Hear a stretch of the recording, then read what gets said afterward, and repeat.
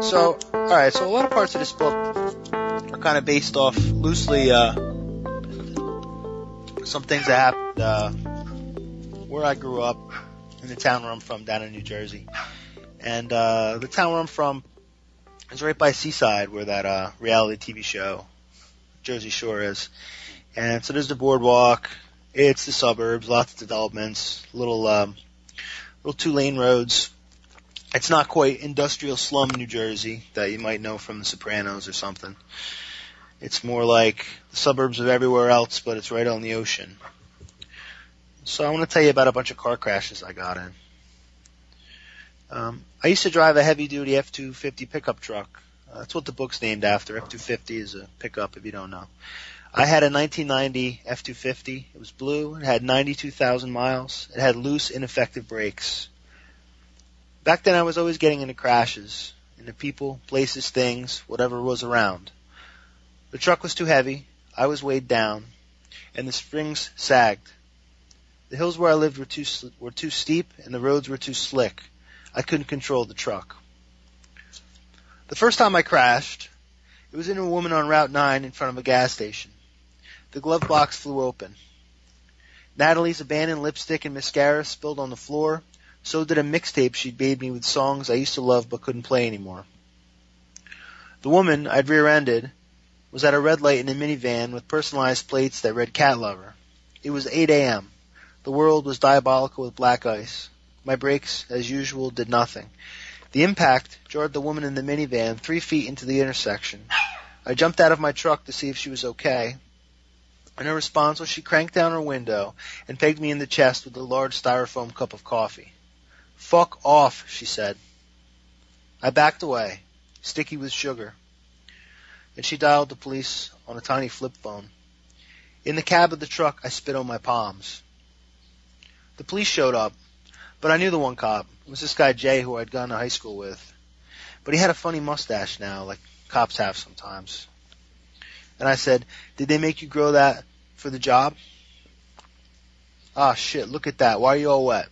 "Coffee," I said, pointing at the minivan. The styrofoam cup skidded across the ice. Erratic wind. And Jay scratched his mustache and said, "Checks out." He started taking some of my information, but it didn't seem like he was going to give me a ticket. An ambulance came, though, its lights flashing, and we both looked up kind of surprised. A plump EMT plopped out of the back door, and without saying a word to the cops, Cat Lover climbed inside, laid herself horizontal on the stretcher as she clutched her calico cat. She was driven away in the ambulance wordlessly. We all thought that was pretty rude, me and the cop. Later on, I found that I was getting sued by her insurance company. Damage to the minivan, the driver's whiplash, there was even a vet bill for the poor calico cat. Sued? Really? But what did I have anyway? I didn't have any money in the bank, of course. But material possessions adding up to just a guitar, an amp, effects pedal stomp boxes, a drawer full of t-shirts, a wheelbarrow, some shovels, a couple boxes of random cassette tapes, stacks of paperback books, in short, nothing anyone would want. See, the truck was a piece of shit, but I liked it. It was jacked up high over the road, and it was four wheels, so you couldn't get it stuck anywhere. I used to drive it through people's yards when I did jobs. It didn't have heat, it didn't have air conditioning, but it had a cassette deck. The guy who owned it before me had plastered the back bumper with Rebel Flag stickers, and the first thing I did was I took a razor blade and I scraped them all off and replaced them with stickers Seth had given me from the record store where he worked. Seth played drums in my band. I don't know if I told you that yet. And this truck, I don't know if I told you, but I used this truck for work mostly. Usually the bed of the truck was full of stone and dirt, and it was awkward to control, so I hit everything. When I got distracted and stopped concentrating on the road, there it was. The back of someone's car crumbling in, dirt and shovels and concrete jumping up in the bed of the truck, so I drove nervously.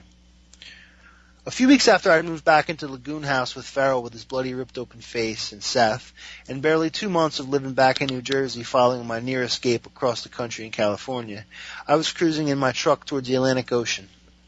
I just finished a job building a set of concrete steps at the studio where the band was recording. It was a barter job, masonry work for studio time, so the truck was weighed down. with rocks, sand, a few bags of leftover cement, my wheelbarrow and shovels. But also, my tube amp, my guitar, cables. I was on my way to play a show with Ottermeat. We were playing at Spider Bar, where we could always get a show and where it didn't matter if anyone showed up. I turned off Route 37 towards 70, and everything was really good that day. There was butterflies everywhere, and they were just slapping across my windshield, and I was putting on the wipers to get rid of them. But then the cassette deck started to eat the tape, and I desperately tried to eject it. I rumbled forward, screwing with the tape. When I looked back at the road, it was too late to stop. A line of cars waited ahead at a red light that was usually a perpetually blinking yellow. I stomped on the brakes. The F-250 skidded, fish-tailed, rubber melted on asphalt. At impact, rocks and sand rained down. The rear end of a white Lincoln Continental caved in horribly. Its frame twisted. The tailpipe pushed up beneath the undercarriage. Fluids leaked out. I felt sick. The drawbridge was up. In all my life spent living in the area, I'd never seen the drawbridge on Princeton Avenue up. Well, there it was, and there I was. Another accident. A line of cars pulled up behind and blocked me in. The door of the Continental swung open unevenly, and an old man stepped out and scratched his baked potato-shaped head. He wore sky-blue polyester pants, Velcro shoes, and a striped polo that accentuated his man-boobs and turkey neck. The man hunched over, studied the demolition, and he did that thing that people do sometimes after a car crash, where he leaned down with his leathery palm and ran it over the damage as if he could repair it by the touch of his hand. Remembering the coffee cup incident from a few years before, I stayed in my truck. This was it for me. I was already broke. I was already getting sued by a whiplashed lady with a psychologically damaged calico cat. They had me. People waiting for the drawbridge got out of their vehicles too. They wanted to get a look for themselves at the show. But then the old man with the baked potato-shaped head spun around and looked at me with soft eyes. I waved sickly. He smiled, he waved back, and he offhandedly gave me a thumbs-up sign. And he said, "Forget about it. It's nothing." Then he got back in his Lincoln and he closed the door. The worst part was to follow. We sat for 10 more minutes like that, the drawbridge hanging up in the air, unseen boats possibly passing underneath, and no one knew. I was sweating. And the other people, the other spectators, they were all out of their vehicles still, and gawking even more intently, pointing some. I had to sit there like a pariah. And it was manifested so clearly, my ineptitude. I could see it right before my eyes. The rear bumper of the Lincoln hung on by a thread. A guy walked up to my window. He was chewing gum and stunk like cologne. "You really whacked that guy," he said. He said, "It's nothing," I said to the concerned citizen. "It's nothing? I don't think so. You got to call the cops." Here it is, another person who wants to call the cops. I said, "Zero good ever came from calling the cops." I glared at him until he backed away and spit his gum out into the grass. Then he got in his bright Geo Tracker, gripping the steering wheel with white knuckles. We were all of us white-knuckled, sitting still, the drawbridge hanging up, another 5 eternal minutes, until finally it descended. The light turned green, and we began to move again, very carefully. So yeah, I wasn't very good at driving. I've gotten a little better over the years.